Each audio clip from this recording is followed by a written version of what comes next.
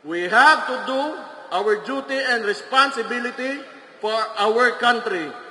All of us members of this party will not have an ambition of his own, and our collective ambition is to lift this country up from all of this corruption, from all of this evilness that is happening to our country right now.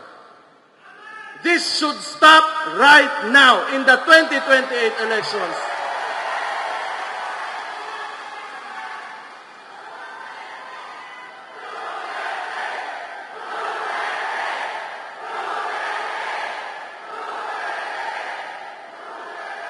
Tama na. Okay na to.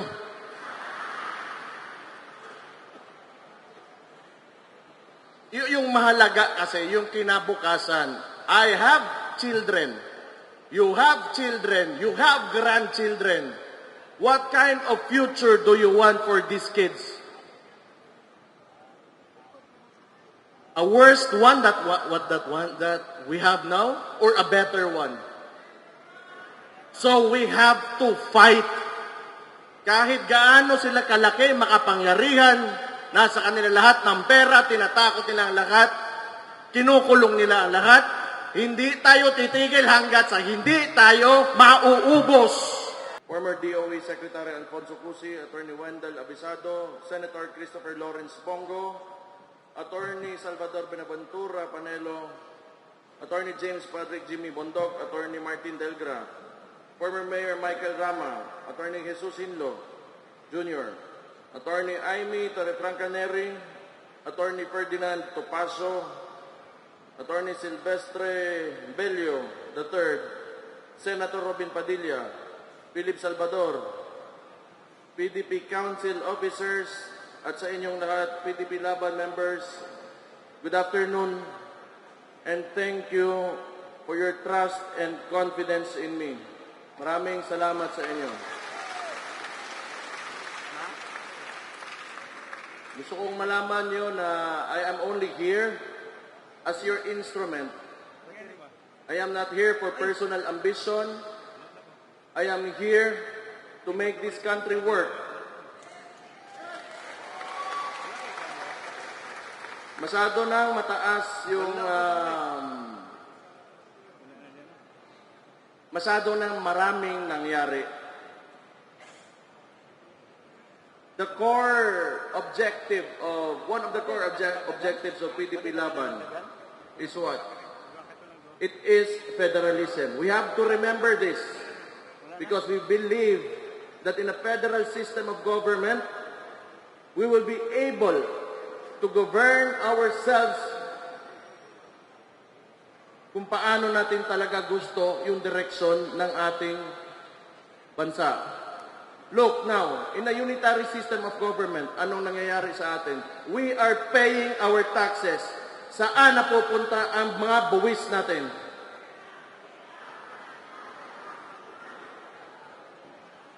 Instead of opening up the Blue Ribbon Committee on the flood control, kung saan nawawala ang trilyon-trilyon nating pera, ano ang priority ng administration ngayon? Yung impeachment ng Vice President. Because we all know, pag hindi nila matatanggal ang Vice President ngayon, hindi sila makalagay ng presidente nila on the 2028 elections because he is a great threat sa presidency this 2028. Now, I go back. Tingnan nyo, the unitary system of government, presidential one. They have so much control and so much power, and that is centralized right now, kaya nangyayari sa atin to. The president can threaten anyone. Tingnan nyo, walang natitira. Dalawa nating senador, isa nating senador, kinulong nila. Our guest candidate during the midterm elections, Rodante Marcoleta, just because he wants to open the Blue Ribbon Committee on Flood Control, anong ginawa sa kanya? Do we even have freedom at all at this point dito sa bansa natin? The former president, nasan ngayon? He's in The Hague. He's in the ICC. And clearly, walang jurisdiction. We know the process and they broke the process. And mind you, this is an establishment that should be an honorable one. And yet, they move like syndicates. They have cooperated with the president who moves like a syndicate. Papayag kayo na ganito na lang tayo? We have to do our duty and responsibility for our country. All of us members of this party will not have an ambition of his own, and our collective ambition is to lift this country up from all of this corruption, from all of this evilness that is happening to our country right now. This should stop right now in the 2028 elections.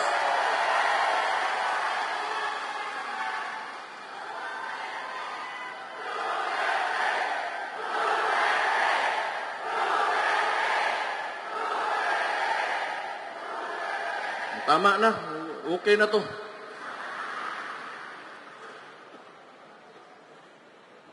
Yung mahalaga kasi, yung kinabukasan. I have children. You have children. You have grandchildren. What kind of future do you want for these kids? A worst one that we have now, or a better one? So we have to fight. Kahit gaano sila kalaki, makapangyarihan, nasa kanila lahat ng pera, tinatakot nila ang lahat, kinukulong nila ang lahat, hindi tayo titigil hanggat sa hindi tayo mauubos. Pero mauna muna kayo ha, ako na last kulong.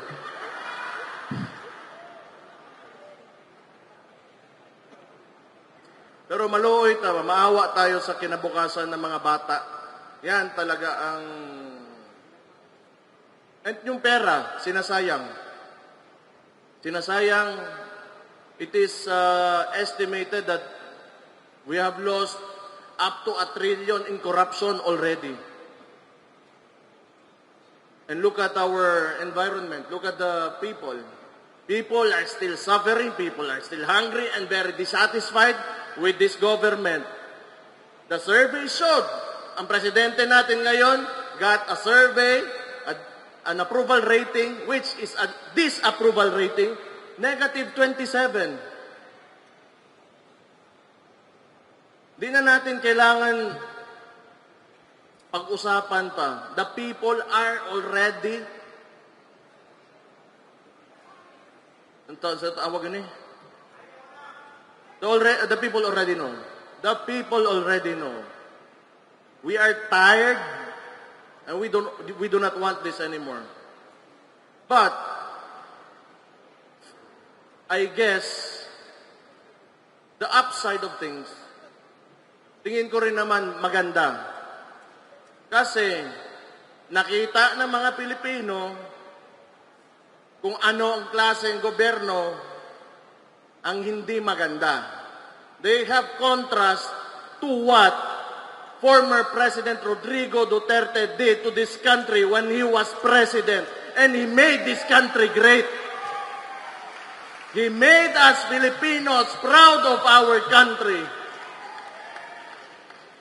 So which is good contrast. Ngayon, pag upo ni Bangag, ano nangyari?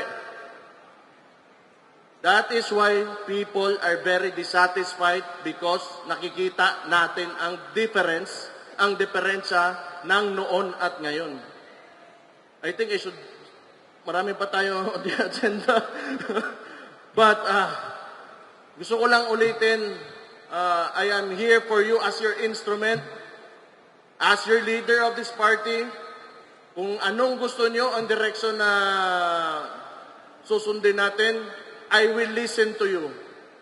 Kung tingin nyo ano ikakabuti para sa ating partido, ikakabuti ng ating bansa, ikakabuti ng sa atin, ng mga sarili natin at sa mga pamilya natin, I will listen to you. This should be a collective effort. Lahat tayo magkaisa.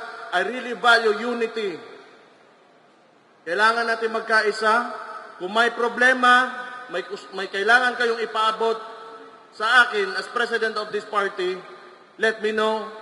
Then my ears are open and they're ready and I am very willing to listen to you. All the members, galing sa pinakababa hanggang sa akin sa pinakataas. Thank you so much for your trust again and confidence in me. Maraming salamat. Mabuhay kayo. And soon, kita-kita tayo. Huwag lang kayo talagang tumigil. Keep on pushing. We are getting there and we are winning. Congratulations. Ug maayong hapon, magandang hapon sa inyong lahat.